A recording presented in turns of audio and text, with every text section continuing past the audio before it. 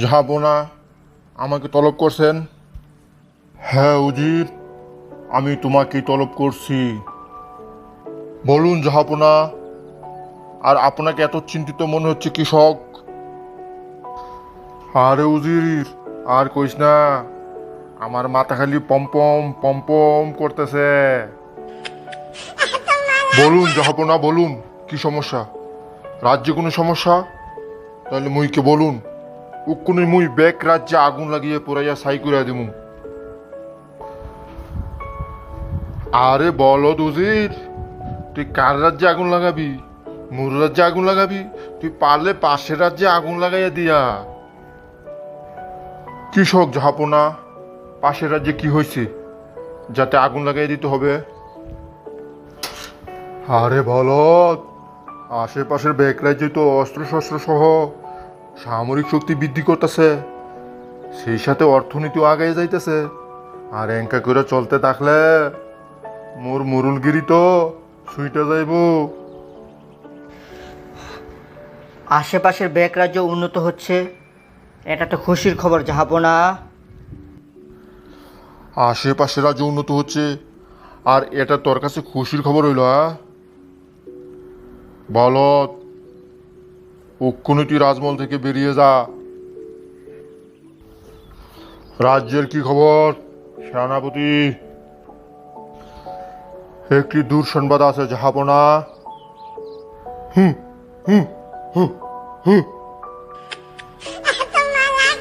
কি মহারাজ, আপনার ব্যাঙ্গের মতো লাফাইতেছেন কৃষক? সেনাপতি, তুমি জানো না, দুঃসংবাদ শব্দটি শুনলে আমার মিগিরু উড়ে। আর সেই দুঃসংবাদটি কি? বিলম্ব না করে উক্ষুনি বলো। আমাদের পাশের রাজ্য সন্দীপপুর,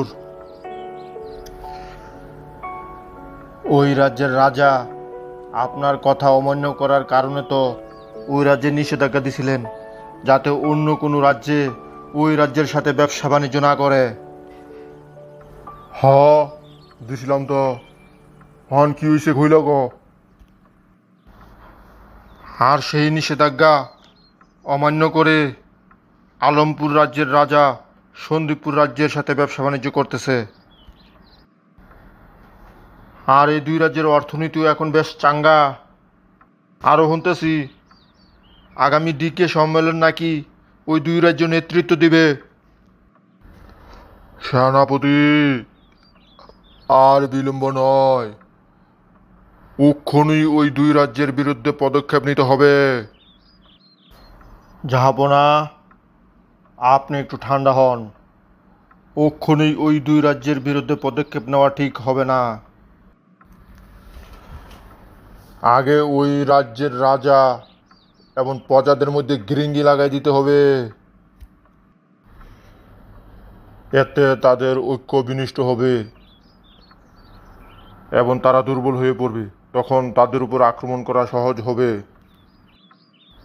সাবাস সেনাপতি, সাবাস, তুমি যথার্থ বলেছ।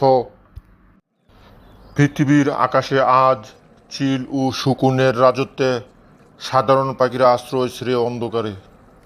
তারা হাজার হাজার মাইল দূর থেকে এসে সাধারণ পাখিদের রাতের ঘুম কেড়ে নেয়। আজ বিশ্ব শান্তি তিরোহিত।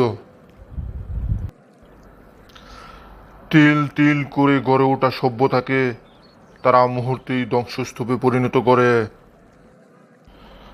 আমি তোমাদেরকে বলি, তোমরা শান্তিতে ঘুমাও এবং অন্যদেরকেও ঘুমাতে দাও। Thanks for watching our video. Please subscribe our channel.